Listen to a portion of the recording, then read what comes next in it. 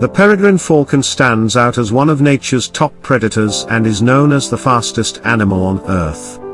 When it dives to catch prey, it can reach speeds over 240 miles per hour, turning it into a true missile of the sky. Peregrine falcons live on every continent except Antarctica and have adapted to many environments, from Arctic tundra to tropical areas and even city skyscrapers that resemble their natural cliffs. Their slate-blue backs, barred underparts, and dark helmet markings make them easy for birdwatchers to spot. These strong birds mostly hunt other birds while flying, using their speed and agility to catch prey with great force. Peregrine falcons were once endangered by pesticides, but they have recovered thanks to conservation efforts and now stand as a success story in wildlife protection.